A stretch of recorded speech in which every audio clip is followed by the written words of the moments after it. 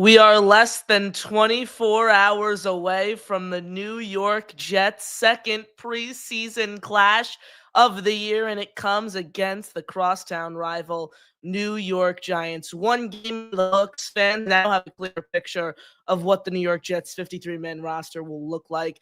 Ahead of tomorrow's game, we will give you a few players that you should keep an eye on, fighting for roster spots during tomorrow's game, and their fate relies on their performance tomorrow. All of that and much more, all coming up here on a Friday edition of NY Flight Jets Talk, joined by our good friend Jeremy of Jets Chaos, baby. Let's go. Jets, Jets, let's go. Jets wide receiver Wesley Walker. Wesley, how you doing today? ESPN writer Mr. Rich Samini, Jets reporter for The Athletic, Mr. Zach Rosenblatt, Hall of Famer, and Jets legend, Mr. Marty Lyons. Your host, Connor Law. What is going on, New York Jet fans? Hello, everyone, and welcome back here into another edition of NY Flight Jets Talk as we come to you guys live right here on this Friday evening, August 15th, 2025. Make sure you smash that like button and hit subscribe on your way to the building. It's completely free, and it helps us grow significantly right here on the program. I'm your host, Connor Long, bringing you guys to tomorrow's game, Saturday, August 16th against the New York Giants. We'll have covered tonight, obviously, a live pregame show tomorrow, and a live postgame show immediately after the final whistle, so you could stay tuned for that by smashing the like button and hitting subscribe. Questions, comments, thoughts, throw all of those in the chat. We will get to those. We appreciate all your support as always. You guys can call into the show with the pinned comment at the top of the chat. Our membership raffle for July will be occurring today. Make sure you load up all your memberships and super chats. Those will go towards next month's membership raffle, and those prizes will be announced on tomorrow's pregame show. So make sure you stay tuned for that. Appreciate all of your support as always.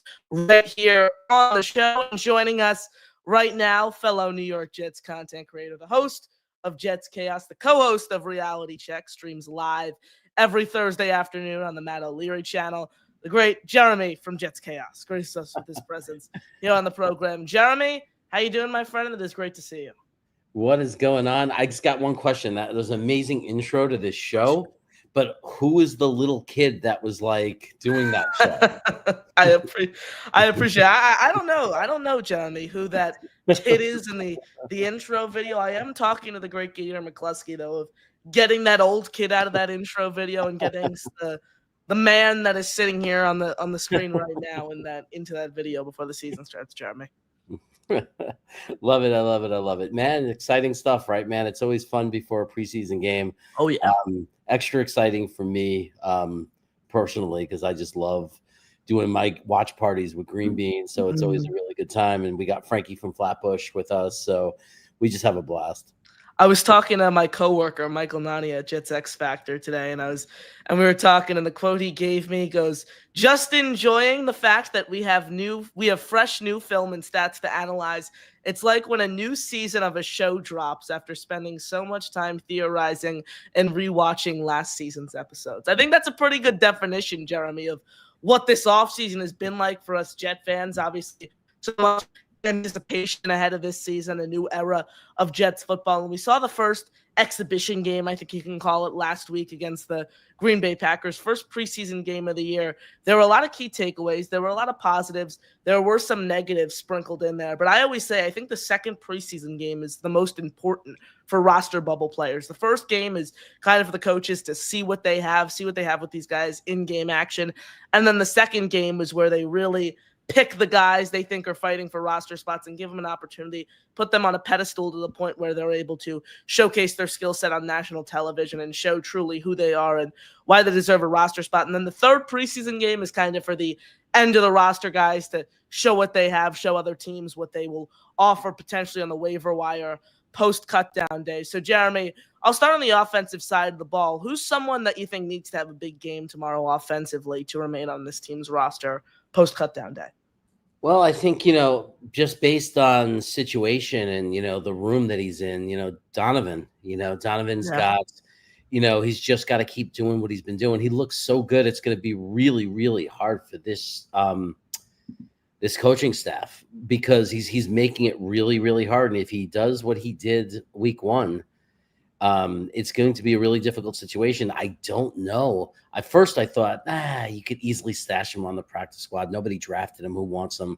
But they advertised him now, and there are teams right now that are banged up in the running back room, like the San Francisco 49ers, are a team that they might swipe. If you put him on the practice squad, they might scoop him up. So, that's a guy I'm watching for. I'm hoping he has a really big game and finds a way to justify one of those 53 spots, because I know we're really rich in the room, but you never want to let a talent get away. And I think we all saw some talent and some special ability in this kid. Dude, it's going to be tough with Edwards just because of what we saw. I mean, the biggest play that stuck out to me was the play, unfortunately, that got called back due to a holding call in the trenches, but that 73-yard rushing touchdown where he just hit the hole hard and blew past defenders. I mean, this guy clearly has talent when it comes to an explosiveness standpoint. He has the speed of an NFL caliber running back. He has the agility, the ability of an NFL caliber running back. The question is, how does he fit? And I think that's the biggest ultimatum that we all come back to when we talk about whether we should roster him or not, talking from a Jet fan perspective here. Because obviously you have Breece Hall, you have Braylon Allen, you have Isaiah Davis. Those three guys are your clear-cut roster locks.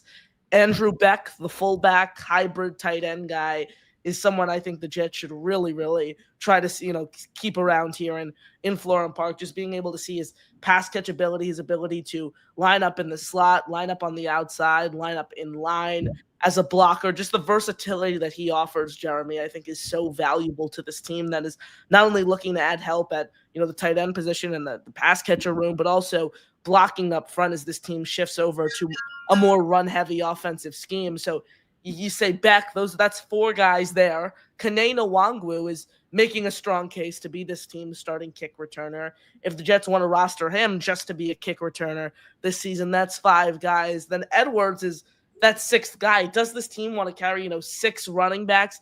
That's the biggest thing that I ultimately come back to. Frankly, I do not think there's any room for Donovan Edwards. And even if he does even if he does stick around, and they move on from Nwangwu, they keep him on the practice squad, and Edwards makes the 53 as the fourth running back, and we'll say Andrew Beck will list him as that fullback tight end.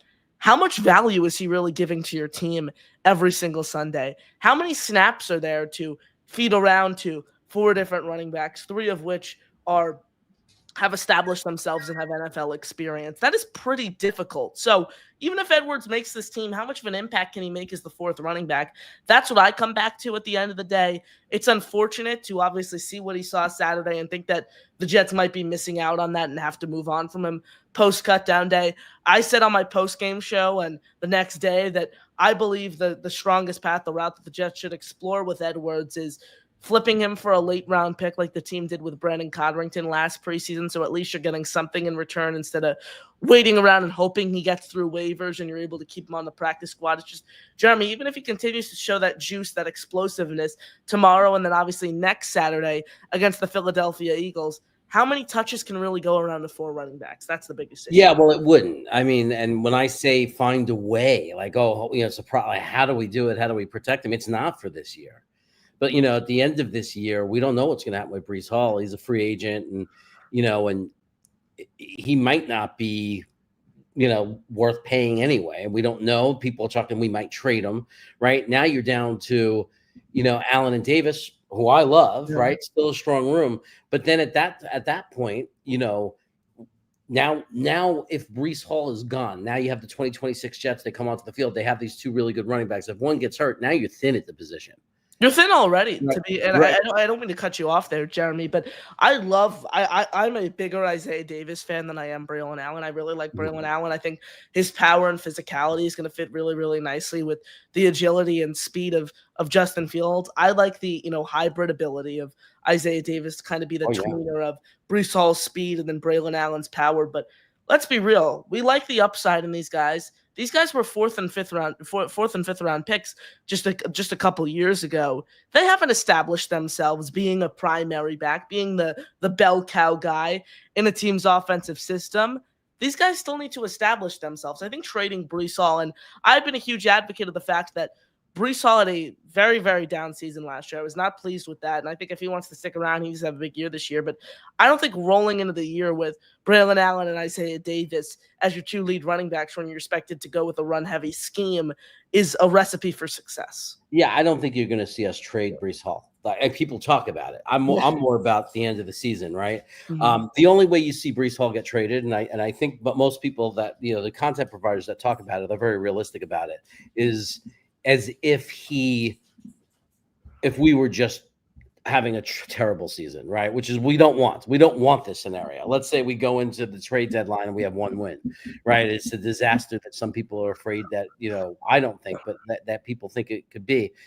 Then you're talking about a situation where you trade him. But the reality is I still don't see it being realistic, because the truth is I don't see anybody giving us anybody for Brees Hall that's worth trading him for. Who's lining up to give us anything for a running back that's about to be a free agent? He has no trade value anyway. His best value is the value he can bring us this season. And then if he has a good year, we're able to retain him. I mean, that's the best scenario for him. But I'm just being realistic in that I don't know. Like, I don't know what's going to happen with him next year. But you're right. I mean, and that's why I brought him up to begin with when you said who you're looking at. And the reason I said Donovan Edwards is because here's a guy who has every right and every reason to make a football team and to make a roster, but I don't know how he would. And that's the problem. And you're 100% right about Beck. He was the first free agent that Moog signed. There's a reason we brought him in, and he was with the ones. You saw him right in the beginning of the game. He's the sniffer. And they wanted somebody to play that role, and they signed him for a very specific reason. I think he's making this team. And then unless, you got a kickoff return specialist, also that's, going to be tough for Edwards to beat out. So unfortunately, he might have another great game, but it's going to be just advertising himself for another team. Some other team is going to get to see if it's for real in the NFL, You mentioned Kene Nwangwu there, Jeremy. He's someone who signed to this team's practice squad midway through last year, made a huge splash during the Seattle Seahawks game last year, forcing a fumble, housing a kick return, all-pro returner from the Minnesota Vikings just a few years ago. A lot of people want him to stay on this team and be the return specialist. I don't think he gives you any offensive value, though, Jeremy. And with every roster spot being so valuable, I'd rather trot out, a guy like Jamal Pritchett from you undrafted free agent from University of South Alabama, who gives you upside offensively and can also suit that role as a smaller, speedier guy on the kickoff return duties as well, compared to just rostering another running back for the sake of returning kicks. Yeah, I mean, I think that the key is he would have to learn how to return punts and be good at it to really have, but at the same time, when he's running back a touchdown, or if he's running back a 45-yard, 50-yard kickoff return in a big spot in the middle of the third quarter when you need points, then all of a sudden everybody in the world justifies it and says, oh, yeah, that's why he has a roster spot. I think the key of what you said with this kid Pritchard is it's not just, we could use him and he could be the guy. It's just we have to hope that he wins the spot. Like, if he could show that he could be a really good kickoff returner, then yes, it's a better person to have win the spot, because he can also, he also is a development player in the wide receiver room. Jeremy, what do you need to see out of Malachi Corley tomorrow to make you confident in the fact that he will be a New York Jet post cutdown day? Oh, it's going to be really hard for him to do anything at this point to make me feel confident that he's going to be on this roster. This guy is not. I mean, he'd have to have the game of his life to make. I don't know if he could do anything that would make me confident that he's going to be on this roster, to be honest. Because I don't know if they're going to be running the plays that would, like, he'd be helping himself to get his name out there and make sure that he picks up a job somewhere if he doesn't make the roster. But are we really running our top plays? Does he have any chance to prove himself as a route runner? I understand he might have a big game. He might catch a pass, break a few tackles, because that's what he does, and run for a touchdown. I don't know if that's going to guarantee him a spot on the roster, though. It's hard to know because we're very quiet now. They don't talk and really give you too much insight on what they're thinking and do they like him? Do they like his attitude? Does he have an attitude? Does he, like I can't answer it. So, but man, it would be very hard for me to see us after tomorrow's game, me coming out of the game thinking, oh yeah, I'm really confident that Corley's going to get a roster spot. Dude, it's so tough. I mean, this is someone we were hyping up so much at this time last year as the third round pick, the receiver of the future, the clear-cut, surefire number 2 option behind Garrett Wilson. And now I think we're in a position where I don't believe he's cracking this team's 53-man roster. I think Jamal Pritchett has a higher chance of earning a roster spot on this team over a guy like Corley. Someone else who I have making this team's roster over Malachi Corley, another UDFA out of Kansas, Quentin Skinner, someone I have spoken about alongside Jamal Pritchett since way back when the Jets signed him all the way in April. This guy is a talent that I think it's like Edwards. It would be tough for me to say goodbye to a player like Quentin Skinner, just being able to see his explosiveness, his contested catch ability. I mean, the guy averaged over 20 yards of reception last year at Kansas, Jeremy. You can't let this guy get loose. Yeah, it's funny for a room that a fan base is complaining about has no WR2, clear WR2 and WR3, and we're complaining about the top end. The bottom end, though, right? I mean, so many guys in the bottom end that you don't want to see go, but they're just not guys you can trust right now to be opposite of Garrett Wilson. That's the problem. They seem to, we got all these guys in the back end of that roster fighting for those, the WR5 or 6 spot. And we care about them and we get so into them. It's funny to me. Like, it's like, I wish the struggle was who's going to be the WR2, Exactly. You're picking between Malachi Corley and you're picking between some big men, Keenan Allen, insert someone there. It's just, you look at the wide receiver too. You mentioned it there.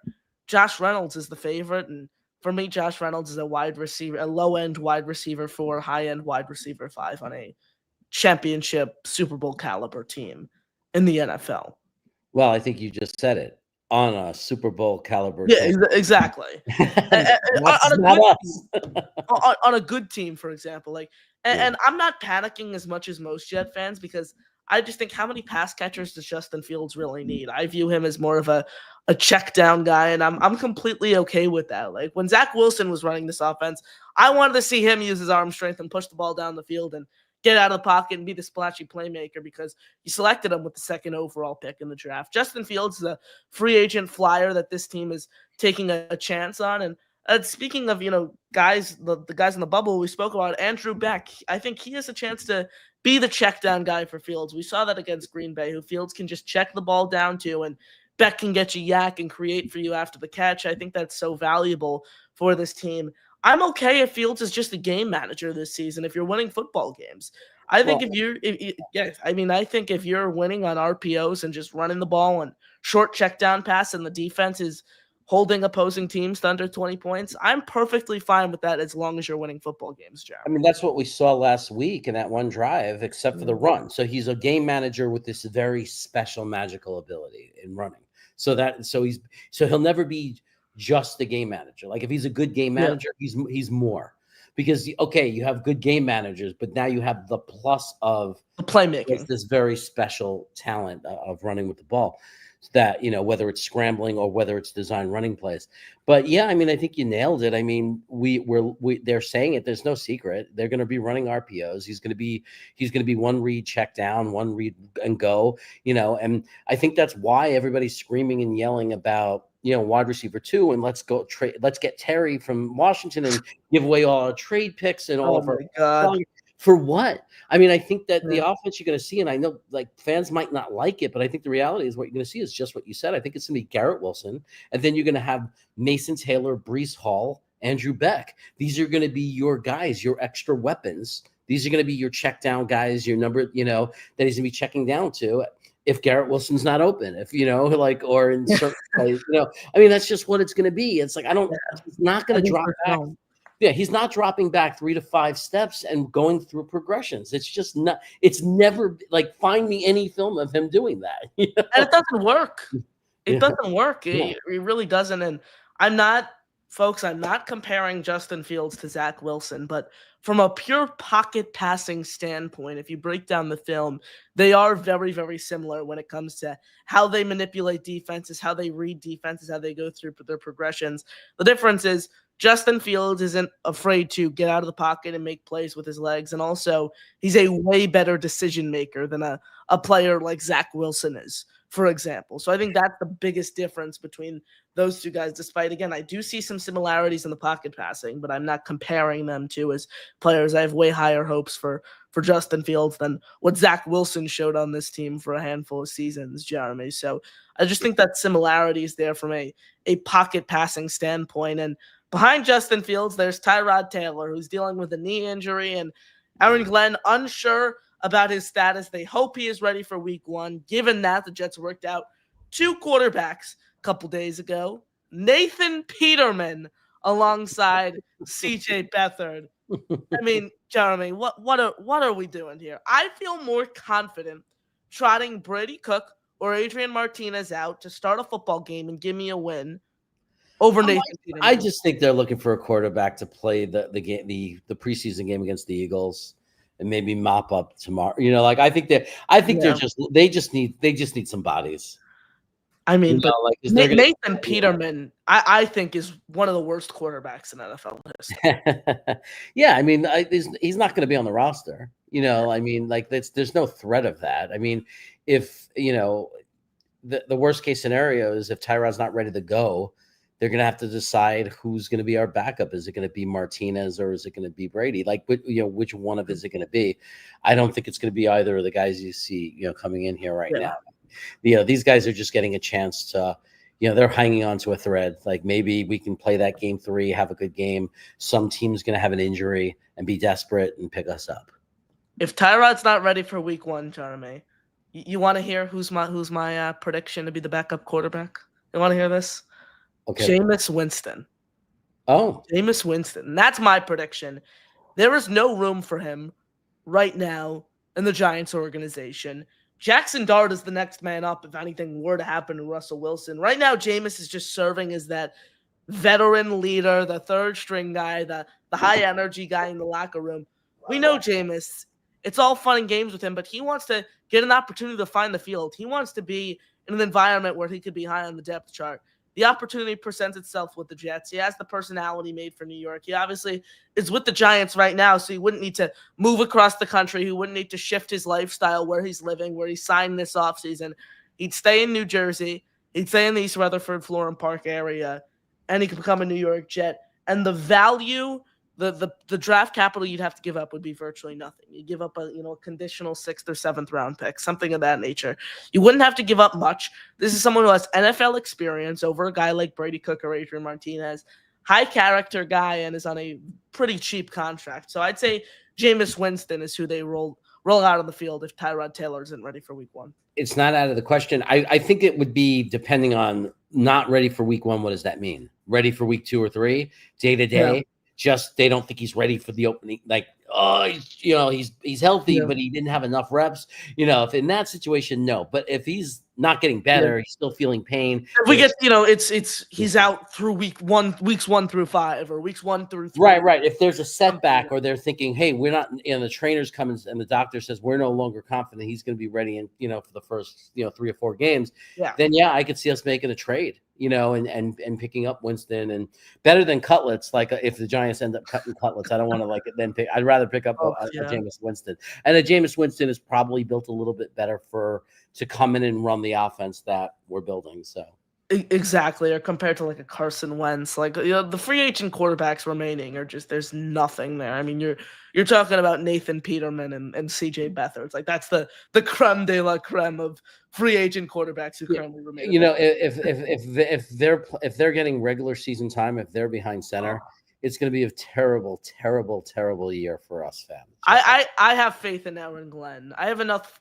faith in Aaron Glenn that he knows not to do that, and he knows that would be utterly ridiculous to trot out one of those guys and give them regular season snaps. Yeah, because even though and I think we all know deep down, even though this is not, we're not coming in year 1, with the expectations, at least from the fan base, that we're a Super Bowl contending team that's going to win a Super Bowl. But at the same time, we also can't be a joke. Yeah. Like, we need to take a step forward. Like, There's a leash on Aaron Glenn. Like, he can't afford to win 2 games this season. Right. If he wins 2 games, like, I don't know how safe his job is. Like, you have to get, like, I don't think there's an excuse for this team to win under 5 games. I really well, when you look at the schedule and you look at the players on this team, there is no excuse. There was no excuse for last year. There's just no excuse. The talent, there's tons of talent on this team. And I know that we have problems and we have some holes, but every team in the league struggles with that. The point is, there are too many teams in this league that do not have the talent we have that win more games than we do, and it's just not acceptable. Most definitely. I mean, there's, Aaron Glenn wins 4 games this season. He's on the hot seat entering year 2, and he needs to string together, a 7-win season. I have the Jets going 8-9, Jeremy. I know that's more on the optimistic side of most Jet fans. Where do you have them stacking up this year? You have them in that 5 to 7 win range, like typical fans? No, I'm actually 7 to 9 wins because I honestly, when I look at the roster, and I'm not trying to drink Kool-Aid or anything, I'm just, when I look at the roster, and I look at the schedule, the first 5 games are really hard. But when you look at the back end of our schedule, the last 10 games, I don't see why we shouldn't win a lot of games or be competitive and be able, they're not like, oh, just check them off as wins. We were a 5-win team. We don't get to do that. But they don't seem like these unwinnable games, So when you look at that and I look at the talent, I think this defense could be a very good defense. I don't see why they couldn't be a good defense. Now, there are some things that have to happen. Like we need the defensive tackles next to Quinnen. Like, we need LT3 to really keep developing as a pass situation defensive tackle, and then we need Tufule and these other guys. And we need some good play from them. But the secondary is excellent. This kid Cisco has really got me excited. Yeah, he was a wrecking ball, just flying around. Someone who was making big plays and flying around the field as well. On Saturday was Ryan Cooper, the UDFA who signed with the team after the release of Kai Kroger. He has NFL experience. He was in the league last year.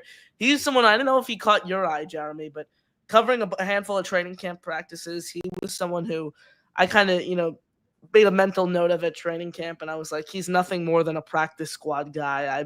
Maybe he's just flying around making plays in training camp. But then I look, he has NFL experience. He was making plays against Green Bay. I had him on my initial 53-man roster prediction before the article was published for Jets X Factor. Then I was going through the roster, and I realized I didn't have Jeremy Ruckert on it before I published it, and I was like, they can't just keep 2 pure tight ends on this roster. As much as I hate Ruckert and I want him off this team, and I think it's irrational for the Jets to give him another opportunity and have him use a roster spot this year. It's like, I can't see the Jets using 2 pure tight ends. So bump Cooper, you're getting demoted down to the practice squad on my roster. But he was a guy who caught my eye too. Like, the secondary is very deep. Yeah, it's good to see. And you expect if we can coach anybody up and get a lot out of anybody, you would think it would be someone in the secondary with, when your coach is named Aaron Glenn, so exactly. But back to, I think the defensive line, the defense has the potential to be very good again. And then when you combine that with an offensive line that looks maybe as good as an offensive line I've seen since the Rex Ryan days in 2010. Yeah. There's really some excitement on this offensive line. And then you look at a running back room that is, still has a lot to prove, but has, I think we're all excited about this running back room. Then you have a quarterback who, when he's been put in the right situation, has shown he could win games. Correct. He can manage games and then help you win games with his legs. Again, it doesn't make me feel Super Bowl contender, but it does make me feel really good defense and a really good running game with a quarterback who just protects the ball and doesn't make mistakes and then helps you out with his legs. I'm thinking, why shouldn't we be thinking 7 to 9 wins? Thank you for all tuning in right here on NY Flight Jets Talk. Make sure you smash that like button and hit subscribe. Connor Long, Jeremy right here with you guys on the show. Appreciate your support. We are Currently at 1,946 subscribers, chasing 2,000 ahead of the start of the 2025 NFL season. So keep smashing the like button, keep hitting subscribe as we chase 2,000 subs right here on the show. We appreciate all of your support as always. Let's go over to the phone lines. First up here on the show today is the great Kyle Clifton, who joins us here on the program. Kyle, how you doing, my friend? What is up, Jeremy and Connor? How are you? Doing What's well, up? my friend. How are you? Love the name. Yeah. I don't think we should be rushing to pick these scrubs off the street. Tyrod's going to be back. We have a quarterback type that we have within our camp, whether it's Fields or Tyrod or Cook, or we're looking for guys who can run the RPO. And before we signed with Cleveland, maybe Tyler Huntley would have been the guy. Yeah. But I don't know that we should just go out and sign Nathan Peterman just because we need a camp arm. Look for a guy that would fit your system. That if they need a mop up guy, whatever. But stay true to what you're trying to do is kind of what I feel. If you're Aaron Glenn and Darren Muji. The other thing is, I feel like keeping Donovan Edwards if he balls out in camp is a 2025 move and a 2026 move. He creates a problem where you start to doubt whether you have a kick returner on the roster because he's a guy you want to keep, right? And you look down and you say to yourself, is Kenny having the best camp? Which of these other guys can do these things, right? And I don't know. I'm with you guys. I think Corley is on his way out the door. If he can't play special teams, he doesn't have a role. You have Pritchard. You have a couple other guys that might figure into some of these roles. But, I don't know that there's going to be a team that emerges for a running back trying to trade for it like they did with Codrington last year. I think that's going to be kind of hard to do. But I'm willing to do what it takes with a little bit of roster gymnastics. I'm of the opinion that it might be 5 wide receivers that are capped. And if that means keeping an extra back, keeping an extra tight end, keeping one less guy on the offensive line or on the defense, I'm comfortable with it. This is going to be a very, asymmetrical offense. It's not going to be your standard, 3 wideout sets. I think you're going to see a lot of 12. I think you're going to see a lot of, we're +1 in the run game, and we're going to be doing a lot of deception, a lot of trickery to establish that run and try and get some plays in the pass game off motion. So, let's just stay true to who we are. And, hopefully Skinner and Brandon Smith will be guys who stick on the practice squad. We'll stash them there, and maybe we only carry 5 wideouts. Kyle, appreciate the call, my friend. Take care, guys. Ladies and gentlemen, Kyle Clifton checking in here on the show. What a call there. Jeremy, what are your thoughts on what Kyle had to say there? Well, I think Kyle goes back like I do. I mean, we've been fans for a long time, and I think I'm getting from hearing him talk about not finding gymnastics, finding a way to keep Donovan on the roster. It makes me think that he's remembering certain players that I remember that we let get away. We've let run. We let a bunch of years ago. We let a very special running back get away. What's his name? Woodland. What the hell? I'm drawing a blank suddenly. But we let a running back get away that ended up being very good for New England and sent the Chargers and the Patriots, and it was very, very difficult to swallow. And then we also let Victor Cruz, as another example of there's a wide receiver who, there have been times where we've ignored or failed to detect or see really good special talent. And Frankie from Flatbush will argue that we let Pinnock get away to develop Tony Adams, So yeah, there you go, Danny Woodhead. So we watched Danny Woodhead get away. That's the one that was pissed me off because Danny Woodhead was the best player we had in camp every camp. He was a touchdown machine. He's does everything. He's a receiver. He's a running back, and we just cut him and then boom, he becomes this really good, versatile player, third down type running back that other teams benefited from. So when we think about some of the players that we might keep instead of a Donovan Edwards, because we need a kickoff returner, it's hard to swallow that. Like it's hard Most to definitely. Yeah, the UDFA running back that I remember was Zonovan Van Dyke, just from a few years ago. He had juice, he had explosiveness. They ultimately let him walk. I mean, that game against the Bears in 2022 was one of my favorite Jet games I've ever watched. That I think 31-10 was the final score. Watching who was Mike White, I think it was Mike White versus Trevor Siemian, who was the signal caller for the Bears, and just watching the Jets tear the Bears apart that game was certainly a fun time. So yeah, Donovan Edwards, certainly a vocal talking point that I'm sure a lot of Jet fans will be talking about here over the next 2 weeks. Thank you all for tuning in. Smash the like button, hit subscribe right here on NY Flight Jets Talk. Questions, comments, thoughts, we'll get to those in the chat. Prestige Shotgun says, Connor, we got to get you to 2K subs before your freshman year starts to gain that extra aura before you begin high school. I appreciate it, Prestige Shotgun. And yes, all you guys, please smash the like button and please subscribe here on the channel. We need that aura, Jeremy. I need that charisma before high school. Oh, I think you're ready for high school. You're definitely ready for high school, my friend. I appreciate that. Nick T says, Connor, my man, great stuff as usual. Appreciate the kind words, Nick. Thank you for tuning in the show. Brooklyn boys in the chat, appreciate you tuning in. Rep NY. Good to see you, my friend. Three siblings says Nathan Peterman is nasty work. Indeed, that is. When I just saw that headline too, I was like, "What are we even doing?" It's just terrible. But I mean, I know, what Kyle said about Camp On, but I'm talking literally. I think and I've seen teams do this when there's an injury or whatever. I think that they just literally need a guy to put in the game against the Eagles.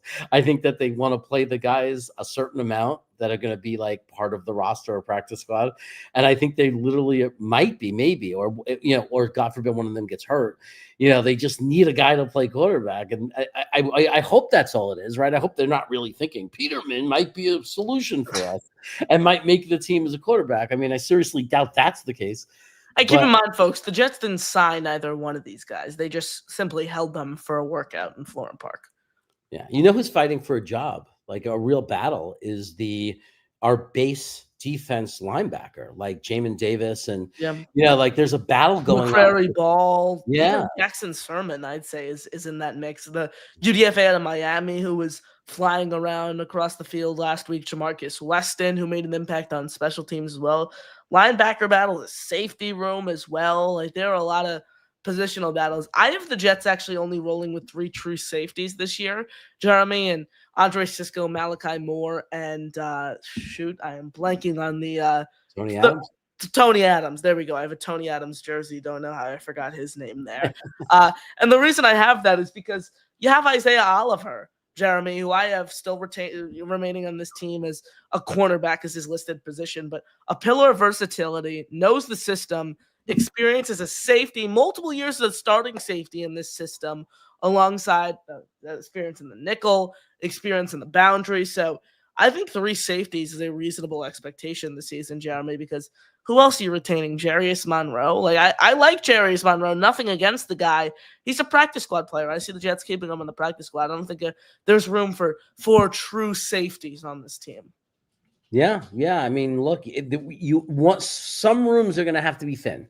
And every team and every NFL team has to deal with this. You have to go through this, and it's like you have to, just make really, really difficult decisions. Let's remember, I mean, knock on wood, it doesn't happen, but we get, there's still a lot of camp left. And, sometimes guys end up on the IR temporarily for a couple of weeks, right at the time, coincidentally, when you have to do roster cuts.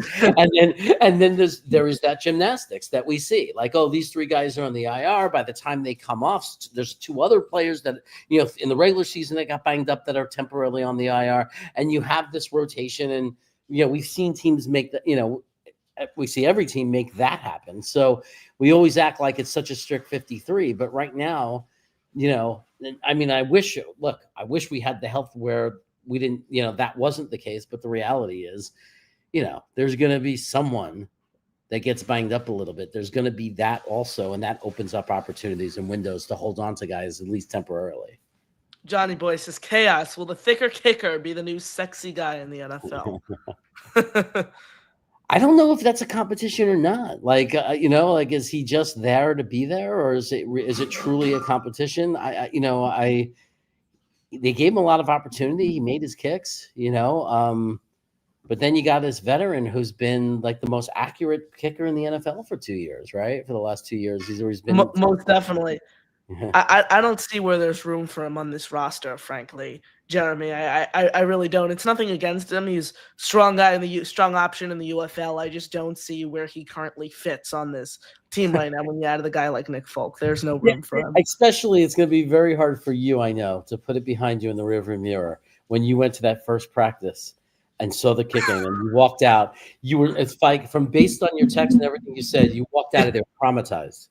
So, Yeah. the kicking between, it was just thicker kicker and Caden Davis at the time. Folk wasn't on the roster, and the punting is what concerned me most. So I was happy to see Austin McNamara thrive against the Packers. When I tell you, Jeremy, it was no fans. There was only players' families. So special teams and us, the media, we were on the top, and the special teams, they were doing full special teams on the side. The first punt among anyone on the day, Austin McNamara, 20 yards off the side of his foot, and just sails directly out of bounds and almost killed someone sitting in the family section among the players' families. So, yeah, I was not pleased with the kicking situation. But since vaccines have developed, we've seen preseason games. So my temper has cooled off, if you will, regarding the preseason, regarding the kicker and special teams nonsense ahead of the season. Rep NY says, Arian Smith better have a touchdown. Boy, oh boy, did he have a great catch against the New York Giants during the joint practice. And he pleasantly surprised me throughout training camp, throughout the first preseason game, as someone I was a little concerned about and a little puzzled by when they first drafted him. But he's trying to help put those doubts to rest with his early performance. Yeah, no, absolutely. He's been one of the very big, pleasant surprises of camp. Like, there's no question about it. He's created a lot of buzz, and he's had a lot more very, very positive practices than negative ones. I haven't really heard any specific negative practice. I haven't ever read in all of this camp, oh, Smith didn't look good today, or Smith had a lot of drops. I haven't seen that even once, but I've heard a lot of good things, like this guy gets open, this guy creates space, this guy has a practice. Yeah, this guy is the hardest worker, and we may have struck gold. We may have found something very special in the fourth round. I'm being really needle in a haystack, Arian Smith. You hope that's the case. Johnny Boy says, Mike Blanco. Mike White here. That can't hurt, Jeremy. You're giving these guys workouts. Once I think Mike White might be on a team this year, though. That's the thing. I think he might be with the division rivals, the arch nemesis there in the Buffalo Bills this season. Yeah, Mike White really loves the AFC East. Yeah. So, yeah, he's even if he was available, he's not exactly the right quarterback for our system now, is he? Pocket passer. Yeah. The gauge of him is dead. Like I think Kyle made a great point. Stu Puntley is someone I spoke about all offseason long as someone I thought the Jets should look to bring in. Now he's one of the 47 quarterbacks battling it out with the Cleveland Browns, and I'm sure if you ask Kevin Stefanski and Andrew Berry, he's competing for the starting job among the 47 other guys on that roster, competing to be the starting quarterback there. So Tyrod Taylor, Brady Cook, Adrian Martinez, Justin Fields remain the only quarterbacks. I mean, when you have 5-6 quarterbacks fighting for a spot, and Flacco is your choice, and not that to put Flacco down, but like when you have a guy as old as Flacco, I'd start Shaduro for him. Who's been written off so many times already in his career. Like, so many times we thought it was over for him. Kind of an interesting situation there. Kyle Clifton, Jeremy, has a food review suggestion for you and your brothers on your channel. It says 2 suggestions for road trip food reviews for Jeremy. One in St. Louis, the other in KC. Both are barbecue. Bogarts in St. Louis and Fiorello Jack Stack in Kansas City. If I am ever in either of those cities, I once did a business trip where I was in Kansas City and St. Louis back to back. I went from one, and then we went to the other, and we had shows, and I didn't know anyone or didn't have any recommendations, but this was, oh boy, about 25 years ago. But I'll keep that in mind. If I ever, for some reason, I'm going to be in the Midwest, I will. I'm going to remember to like either those names or I'll reach out to Kyle and There we go. in the chat during Jake's show or something and say, "Hey, Kyle, what were the names of those places? I'm going to the Midwest." Jeremy, my friend, thank you so much for sparing some time and joining us here on the show. Final thoughts, you could share those, and I'll plug everything here before we let you go. Final thoughts. Yes, so you see Brooklyn Brothers Food Review. I write that because that's a passion of mine. Me and my brothers do this channel. I just reviewed a restaurant today in Charlotte, North Carolina. I wasn't there today, but I put up a video from when I was there. And I, with Matt O'Leary, we moved the show to Wednesday, by the way. So it's 3 p.m. Eastern, 3 p.m. Eastern on Wednesday. Matt O'Leary, I have the privilege of co-hosting with him. Our reality check show has moved to the Matt O'Leary channel. And I will be doing the games, most probably 13 to 14 of the 17 games with Green Bean and Frankie from Flatbush on Green Bean Jets Fan. We'll be doing the reactions and stuff like that. And you can follow me on X because I'm putting up lots of cool videos from the All 22 film after, a couple days after the game, all kinds of stuff like that. Jets Chaos on Twitter, Jets Chaos on YouTube, and Brooklyn Brothers Food Review. Jeremy, appreciate the time. As always, have a great night, my friend.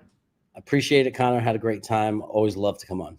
Ladies and gentlemen, Jeremy from Jets Chaos, baby. Shoot him a follow, shoot him a sub. Does such great work covering this team, so make sure you support him, fellow Jets content creator, stopping by right here on NY Flight Jets Talk. Appreciate his support as always, and I appreciate all of your support as well, and thank you for joining us. Make sure you smash that like button and hit subscribe. It is completely free, and it helps us grow significantly here on the show. I'm supposed to be on my Brooklyn Nets podcast in about 4 minutes, so I think it's safe to say your boy might be a little late on that show because we're still here, and we have a membership raffle to do, baby. You guys have been so gracious, giving away all the memberships, gifting all the memberships, sending in all your super chats. 155 entries from this past month, and we have a membership raffle to do, baby.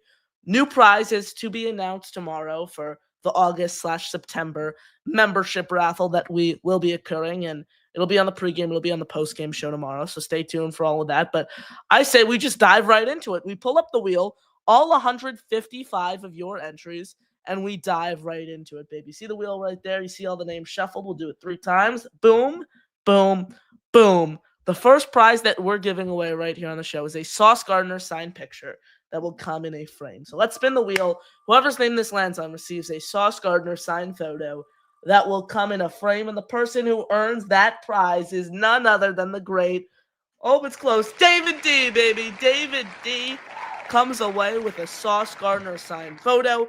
I'm going to take note of that in my notes app quickly. David, I have your info, so I will send that to you right away. Thank you so much, my friend.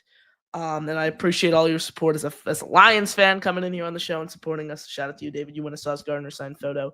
Next up, whoever's name this lands on will win a Lavernius Coles, Wayne Corbett, Santana Moss, with signatures of all 3 of those guys, all on one picture.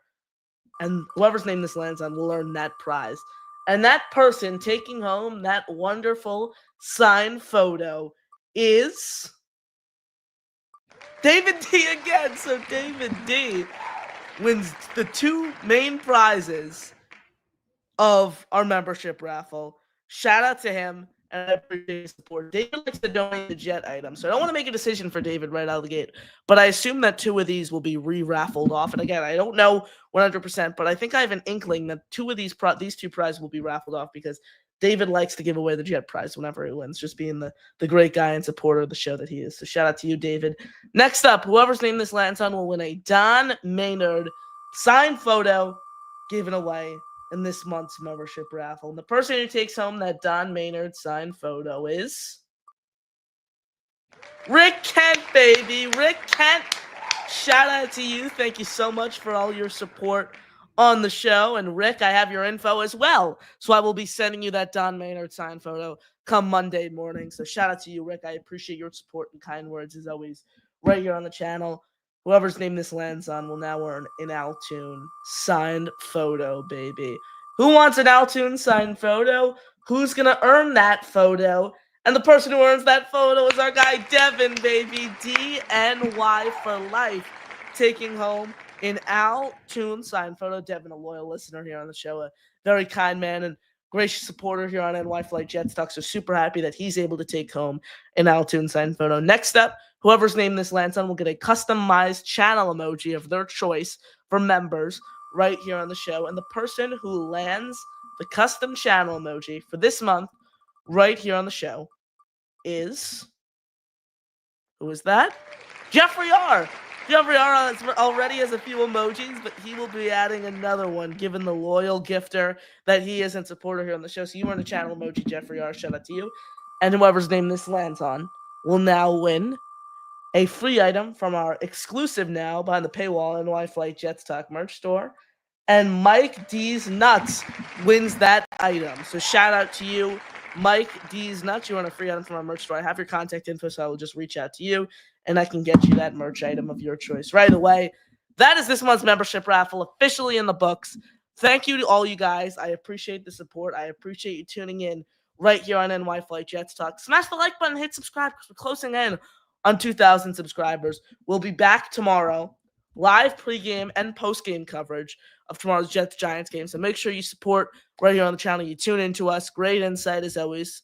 Ask anyone who tuned in last week. It was a great show last week. It was super, super fun. And we're going to be doing it again tomorrow and for every single NFL New York Jets game this season. So stay tuned for that. Smash the like button, hit subscribe. Like I said, I'm hopping over, doing a show on my Brooklyn Nets podcast right now. So I'll throw that link in the chat. Tune in right there. Even if you're not a Nets fan, you don't want to tune in, just hit subscribe. We're chasing 500 subscribers on the Brooklyn Boys Show. So hit subscribe there. I appreciate your support as always. Shout out to all you Jet fans tuning in.